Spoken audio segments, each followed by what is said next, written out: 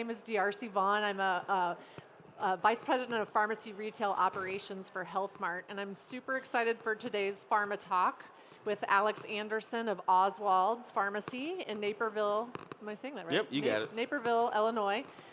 He's here today to talk to us about recruiting, training, and hiring practices, which I guess they must be doing pretty good with because they've been in existence for 150 years. So we're so excited to learn from him today.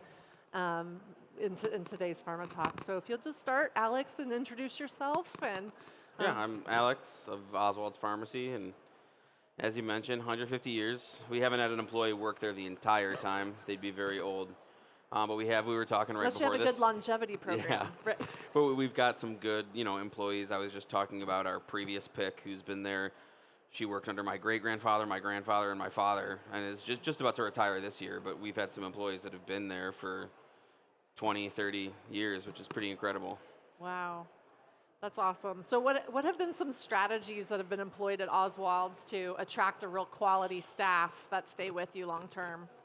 Well, it's tough. Like hiring, I feel like that's always on the agenda when I'm meeting with friends in the pharmacy or medical equipment industries. Like hiring is so tough right now. Using Indeed, I feel like we have the most luck with that, or like ZipRecruiter or I feel like those are more white collar jobs. If I'm looking for like cashiers or pharmacy technicians, using Indeed, like our last few pharmacy candidates we've interviewed, we found on Facebook groups. Like my ops manager goes in like, hey, if anyone's out there who's a pharmacist, and we've hired that way too. So kind of thinking outside the box and not going the traditional route, and that's free.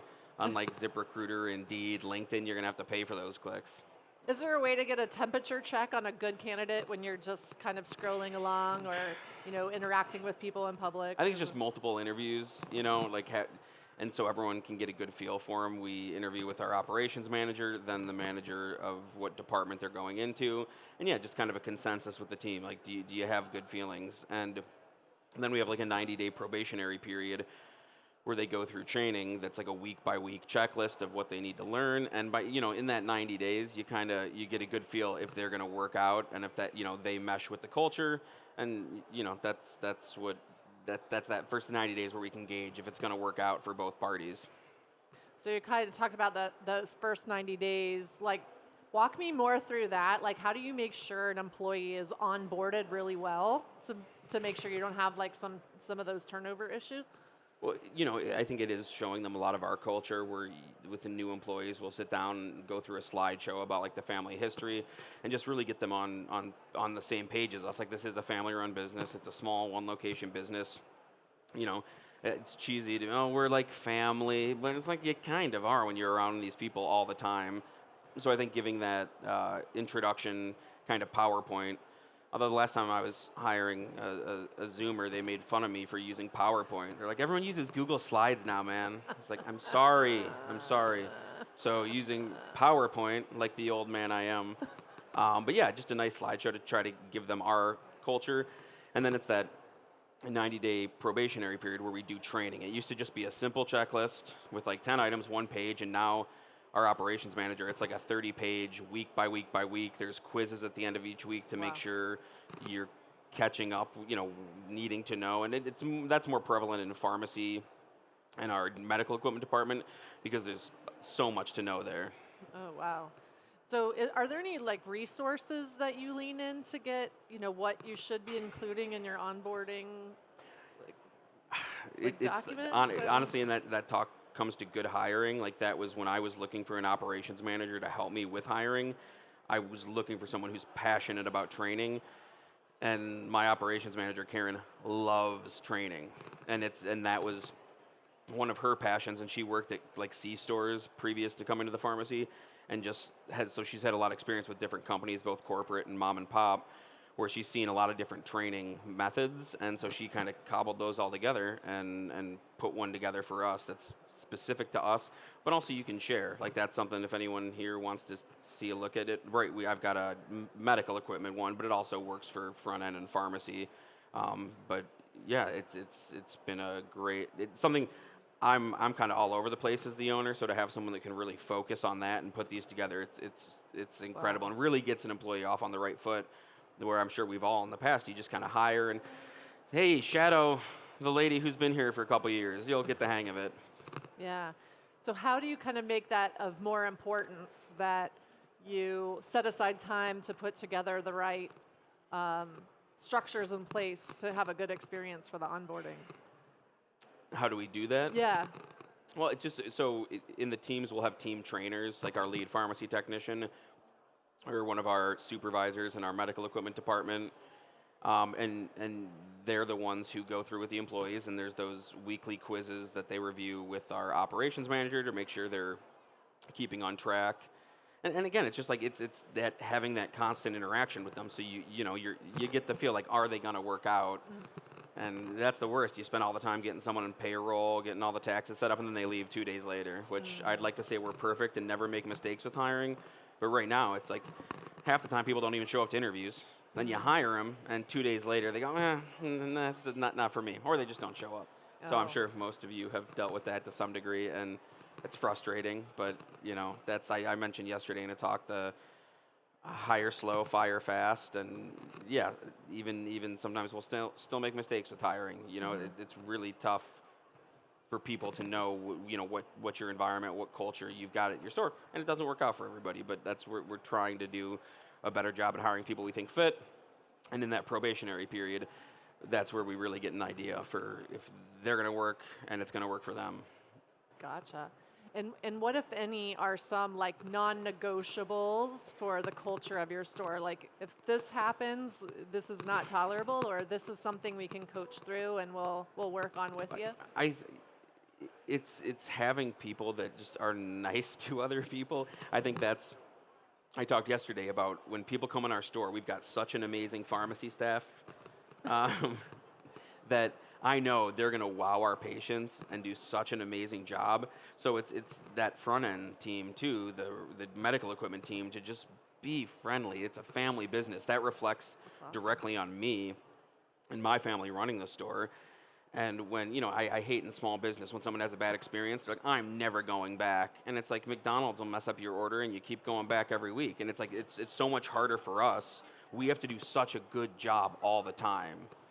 So I think that's, and it's hard to train somebody to be like, hey, be nicer. And okay, let me change my personality. So I think that's something we really focus on in those interviews, is making sure they're outgoing, have a good personality, gets the aspect, this is a family business. This isn't a corporation where you don't need any buy-in. You're just there for a paycheck. Gotcha. And something we're focusing on with Health Mart University and with our CE Impact partners is providing lots of training for advancement for different roles. And have you tapped into any of those particular trainings, or do you have a way you like to see a person's career path go in your store? That's something Karen has looked at, like doing all the Pharmacy of the Year stuff. We really dove into a lot of the tools that are on there. And that's something we'll utilize more, because that's great for like Nancy and Vivian, our pharmacy technicians. Like, there's a lot of great tools in there for training. And that's what we forget. I was talking to somebody at McKesson. It's like I always forget Marketing Edge and what is it called? The Health Mart University. Health Mart University. And like, there's so many good tools there that we've used, for like fraud, waste, and abuse training and HIPAA training. And then you forget about it. And so we're getting back on there. It's great. I love all the McKesson tools. Is that good? Had to do a quick plug as we're talking about staff training and all that good stuff. So what kinds of opportunities or responsibilities have you allowed your staff to take on that maybe are outside of their core responsibilities as like technicians or drug clerks? But well, I think that's the fun thing in small business. I always say, it's like, if you have an issue or you don't like how something's done, like, come talk to me. That it's a small team. We can make changes. And if you put out a good case for why we're doing something wrong, let's have a discussion and let's change that. And I think, Nancy was a big part of our video as a pharmacy technician who came to us right before COVID. Great time. But I saw in her, I was like, oh my God, you know how to use TikTok? I'm too old for that. But can you help us with the store and do that for the store? And and that grew into, hey, can you help me with this event? And just playing to her strengths or other employees' strengths where they're good. And I think you can talk to Nancy after this if you don't believe me, but I think that makes her feel a lot more involved, connected. It's a lot more fun. Like, she's amazing behind the pharmacy on the bench, but she does the same thing when I see her at an event, especially when I can't be there. I know that she's become such an advocate for the store. She'll tell the same stories I'll tell, and that's so cool to see an employee buy into it, because it's just like, yeah, this is cool. I do like working for a small family business, and it's fun to tell that story. And yeah, so I think giving employees opportunities, see who's good at something. Like medical equipment, when we started small with that, it was all our pharmacy technicians that did the rentals. They'd help customers, and now that grew into such a big department. We have a whole separate team, but it just starts with, hey, pharmacy technicians, can you help people rent knee walkers? Sure, let's try something new, and just utilizing them for anything new and get their feedback. And some people will run with it, and then they'll become your go-to medical equipment technician or your go-to marketing technician. And I think that just gives people a lot more, excitement in the job. And that comes from my past working with a chain grocery store before I came back to the family business, and I would take on any opportunity to do, I can go do events, I can go do this, I can help hang signage around the store, let me do more. And that's something that I think really excites people. That's cool. And like, speaking to your marketing background, what kind of ways do you market, as you're hiring people? Like, what do you market as far as like what that role could be for the incoming employee, or what are maybe some special benefits that you can offer as a smaller family business that are unique to you versus going to work for a Walgreens or a CVS? That's tough to like put in a job description. Like, I'm not going to put like, hey, you can bring your kids to work. Do we do that sometimes? Yeah. And again, I think that's that onboarding PowerPoint we've done, and the conversation you have. It's I've had our attorneys look over our hiring forms, and they're pretty cut and dry. You can only put so much excitement into that. But then once you talk to us and you get a feel for the culture of the store, you come visit the store, you meet the staff, some people that have been here for 10, 15, 20 years. It's kind of cliche, but I think like the environment the store speaks for itself when you come in there. And that's, customers and employees, the first time they come in, they're like, oh, this isn't a Walgreens. This isn't a CVS. It's just such a different feel. Nice. And so you'd mentioned, 150 years, multiple generations, some employees that have been with you all throughout those different generations. How do you handle how do you consider the generational aspects in your staffing?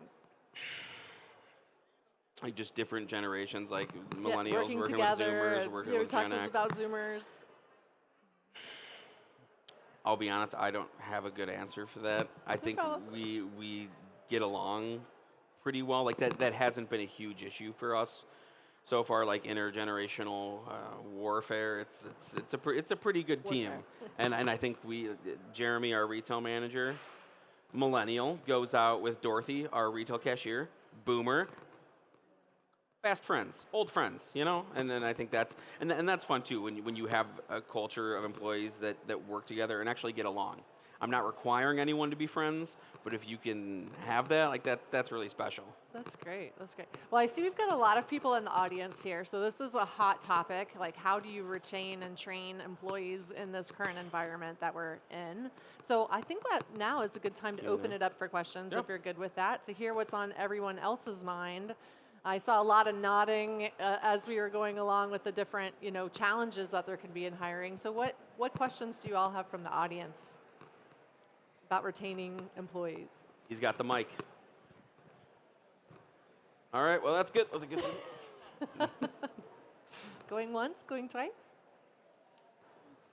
All right. Well, we'll have Alex here for a few minutes after the session. So if there was something that you wanted to ask him that you just didn't want to ask out loud, or you're welcome to ask him on the side. We are going to. Oh, I see a question here. That's awesome. All right. Let's get the conversation going.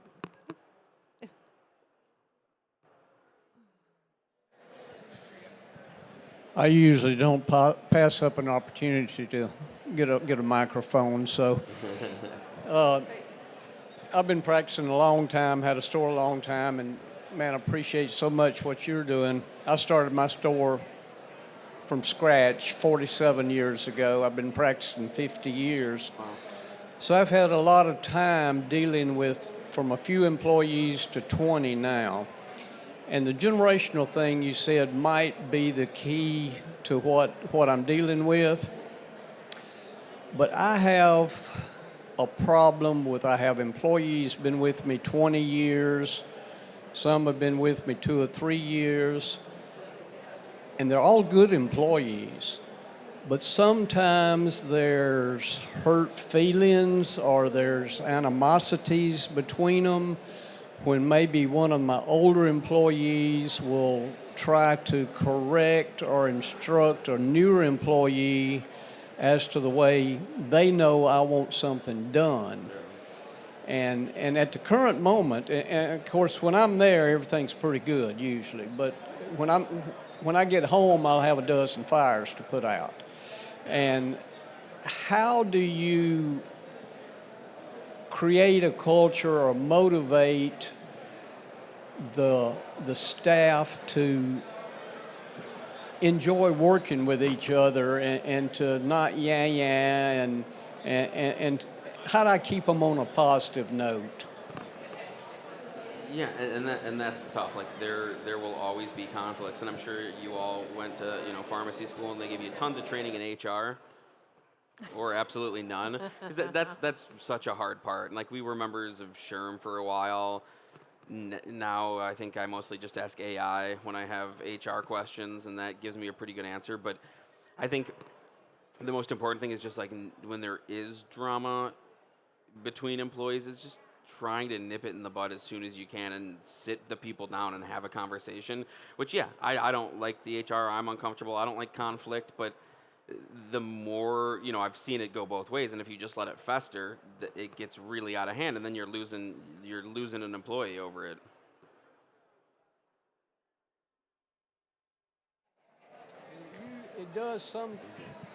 It does occasionally work itself out, but for the most part, when you do leave it alone, it spreads throughout the whole workforce, and then they're talking about me. That's not my job. She's trying to take over what I do, and that type thing. And well, and we've all like at Idea Share, we're learning so many new things we want to implement. Like your company culture, we're always changing and trying new things, as I'm sure we all are, to be profitable. And yeah, what I've seen is a lot of like the old guard people who've been there for a while. They don't like the changes. It's like, this is new. I don't want to do that. We didn't do that. That's not part of my job description. So the best thing I do whenever I change something, it's having a good reason on why we're doing this. Because yeah, if I don't have a good reason why we're doing this, we probably shouldn't be doing it. So I think that's important. But yeah, when there's conflicts, I think that comes back to the hire slow, fire fast, because when you have that animosity between two employees, and then it spreads, and then there's, people choose sides, and that's tough. And I think it's inevitable. We work with people. I think when I get back to the store, I'm going to try to take a different approach. I'm going to try to take this fired up energy from this Idea Share, positivity, and try to spread that among my staff and get them to realize what they're doing is important. I need every one of them. We're working together as a team. Brag on their good things, and then if it comes down to I have to bring them in and talk to them. And I've mellowed through the years. I was a strict, tough boss in the first few years. My employee's been there 20 years. Tell the younger ones, you don't know how good you have it now. He's in grandpa mode now, because they couldn't have an idle period. They couldn't have their phones. They had to be dusting a shelf if they weren't busy. Well, I'm more relaxed now. They're professionals. I expect them to act that way. We rely on techs more, so I try to treat them that way. And I hate to go back to the old ways, but every now and then, my daughter works for me. She's an RN, been with me a while. I try to let her manage most of the personnel issues, but occasionally she'll come to me and say, Dad, you got to handle this. Yep. So I'll bring that. And my dad, he's right over there. He was the owner before me. Yeah. And even my dad and I, where we see eye to eye on a lot, but we have different leadership styles. And when that change happened, it's like, yeah, some people left because Yeah. we ran the store differently, and you can't help that. It's those changes are going to happen, whether it's with you or you know maybe your daughter taking on more stuff like that. Right. And it's just trying to have that open communication. And you know, I what I always say is like my door's always open. Come talk to me.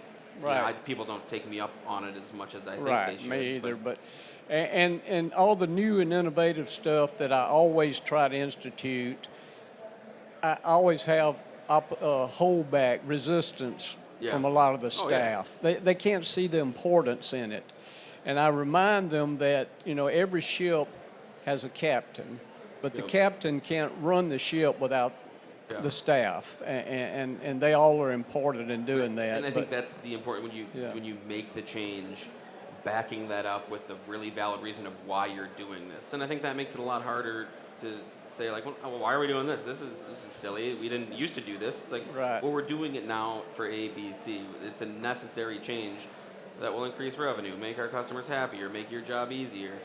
Like when we wanted to get a pill counting machine, and Nancy was like, "No, I hate those." But then Nancy was like, "Actually, they're awesome." You know?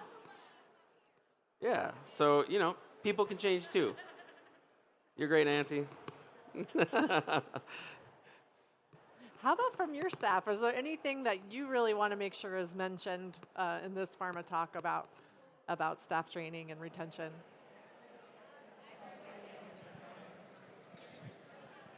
Hello. Yeah, actually, making your staff feel important, valued, giving your staff empowerment, like Alex had said, always recognize them. Thank you. But yeah, giving them the empowerment and using their skills and talents and just things like learn about them, what they're passionate about, because it may be something that helps you in your business.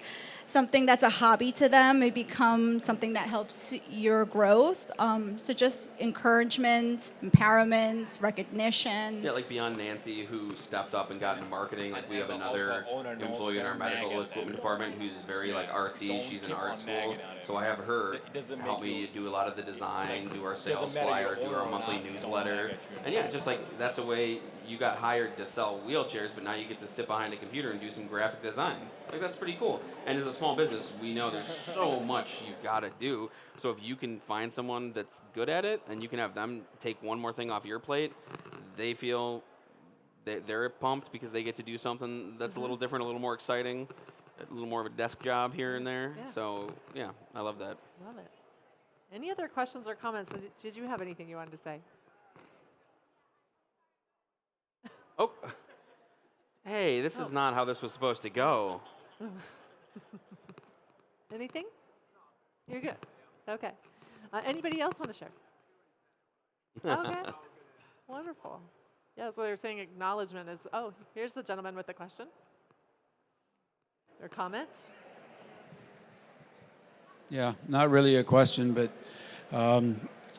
we had a couple of employees that weren't getting along, both long-time employees. One of them has been there off and on for 20 years. The other's been there for about 10 years. And it came down to it's me or her, And I didn't want to let either one of them go. I love them both to death. But we had to let the one go that was causing the problem, and I went home and cried over it. But that was about 2 months ago, and things are much better now. And it's, in the long run, we had to do it, and it worked out. So it may hurt to do it, but you got to do it. Absolutely. Like, yeah, that's the worst thing to have to let people go, even if they're bad for your business. It's like I assume most of us are probably pretty nice people, and you want to take care of your employees. When you have to let someone go, that's so hard.